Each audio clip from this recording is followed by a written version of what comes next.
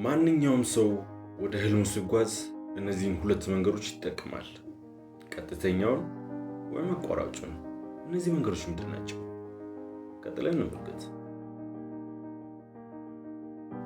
ረጅሙ መንገድ ረጅም፣ ነፃ፣ ምቹ ስለሆነ ስትጓዝ የሚገጥም ፈተና ትዕግስት ብቻ ነው። ምክንያቱም የመንገዱ ርዝመት ትዕግስትን በደንብ ይፈትኗል። ማንም ሰው በዚህ ቀጥተኛ መንገድ ስትጓዝ ሲያይ ወዴት እየሄድክ እንደሆነ ስለሚያውቅ ምንም አይልም። በዚህ መንገድ ስትጓዝ የሚገጥም ፈተና ብኖር አንድ ነው፣ እሱም ትዕግስት ነው። ምክንያቱም የመንገዱ ርቀት ትዕግስትን በደንብ ይፈታተናል። ከዚህ ውጭ ሌላ ፈተና የለውም። ስለዚህ ይህ መንገድ በብዙዎች የተመረጠ ነው። ብዙዎች የሚመርጡት አይነት መንገድ ነው። ረጅሙ መንገድ አብዛኛው ሰው ይመርጧል። ምክንያቱም በዚህ መንገድ ስትጓዝ ብዙ ፈተናዎች የሉም። አንድ ነው ያለው ፈተና፣ እሱም ትዕግስት ነው። ብዙዎች ትዕግስተኛ ሆነው በዚህ መንገድ ለመጓዝ ይመርጣሉ። ምክንያቱም ብዙ ዋጋ መክፈል አይፈልጉም። ብዙ መስዋዕትነት መክፈል ስለማይፈልጉ ይሄኛው መንገድ ይመርጣሉ። ሁለተኛው መንገድ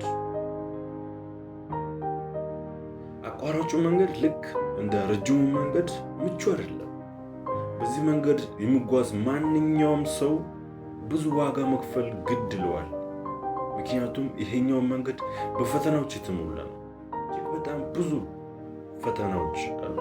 አንደኛው ፈተና ስታልፍ ሌላ፣ ሌላውን ስታልፍ ሌላ እጅግ በጣም ብዙ ፈተናዎች ይገጥማል።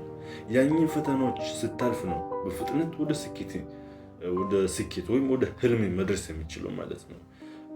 በዚህኛው መንገድ በዚህ በአቋራጩ መንገድ ስትጓዝ ማንም ወዴት እየሄድክ እንደሆነ ስለማያውቅ እንድትሄድ አይፈቅድልህም።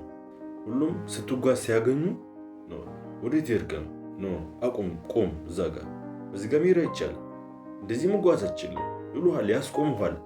ለምን? ምክንያቱም እነዚህ ሰዎች አንተ ወዴት እየሄድክ እንደሆነ አያውቁም። የግድ ለመጓዝ በዛ መንገድ እነዛን ሰዎች የግድ ማሳመን አለብህ። ለማሳመን ብዙ መስዋዕትነት መክፈል ግድ ይላል። ከፍለህ ስታሳምናቸው ያኔ በዚህኛው መንገድ መጓዝ ከዛም በፍጥነት ወደ ህልም መድረስ ይችላል። ይሄኛው መንገድ እጅግ አድካሚና በጣም በፈተናዎች የተሞላ ስለሆነ ብዙዎች አይመርጡትም። በጣም ጥቂቶች ናቸው ይሄኛው መንገድ የሚመርጡት። ለዚህም ነው ጥቂት ስኬታማ ሰዎች፣ ብዙ ስትራግል የሚያደርጉ ሰዎች የተፈጠሩት። ታዲያ አንተ ከሁለቱም መንገድ የትኛውን መርጠህ ነው የተጓዝክ ያለ? ረጅሙ መንገድ ወይስ አጭሩን ሾርት ካት? በየትኛው መንገድ ነው የተጓዝክ ያለው? ወደ ህልም የተጓዝ ከሆነ አንድ ጊዜ ቆም ብለህ አስብ። ፈተናዎች የሉብህም ወይስ እንደ ዝናብ ተደራርቦብሃል? አስታውስ፣ በመንገድ ፈተና ከሌለብህ በረጅሙ መንገድ የተጓዝክ ነው ማለት ነው። በረጅሙ መንገድ የምትጓዝ ከሆነ መንገድ ሩቅ፣ የሚገጥም ፈተና ትዕግስት ብቻ እና ወደ ህልም ለመድረስ በጣም ረጅም ጆርኒ ይጠብቃል ማለት ነው። ያንን ካልመረጥ ደግሞ መምረጥ የሚገባ መንገድ አንድ ነው ማለት ነው። እሱም ሾርት ካት፣ ተቋራጩ መንገድ። ደግሞ በሌላ መንገድ ደግሞ በምትጓዝበት መንገድ ፈተናዎች እንደ ዝናብ ከተደራረቡብህ በቃ ይሄኛው ስታልፍ ሌላ፣ ያኛው ስታልፍ ሌላ ያለ የተደራረበ ብዙ ፈተናዎች የሚገጥሙ ከሆነ ብራቮ፣ ኮንግራቹሌሽን፣ አንተ ባጭሩ በሾርት ካት መንገድ የሄድክ ነው ማለት ነው።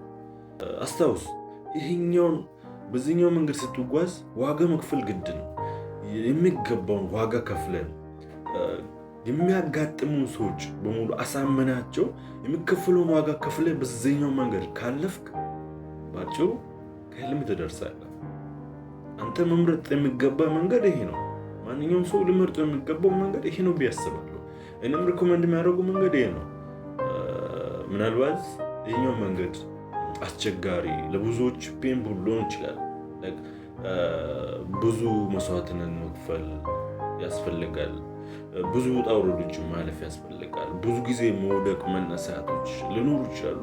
ይሄ ደግሞ ብዙዎች ስትራግል ስለማያደርግ አብዛኛው ሰው አይመርጡም። እኔ ግን ሪኮመንድ የሚያደርጋቸው ይሄኛው መንገድ ነው። በዚህ መንገድ ብትጓዙ ባጭሩ ከህልማችሁ ልትደርሱ ትችላላችሁ እላለሁ። ለዚህ ቻናል አዲስ ከሆናችሁ ሰብስክራይብ በማድረግ ቤተሰብ መሆን እንዳዘነጉ፣ ላይክ በማድረግ ተደራሽነታችን እንዲሰፋ እንድታደርጉ ሊንኛው ወዳጆቻችሁ ሼር በማድረግ እንዲደርስ ማድረግ ይችላላችሁ። እዚህ የዛሬ ቪዲዮችን የነበረ በቀጣይ በሚገርም ሀሳብ እንገናኛለን። አመሰግናለሁ።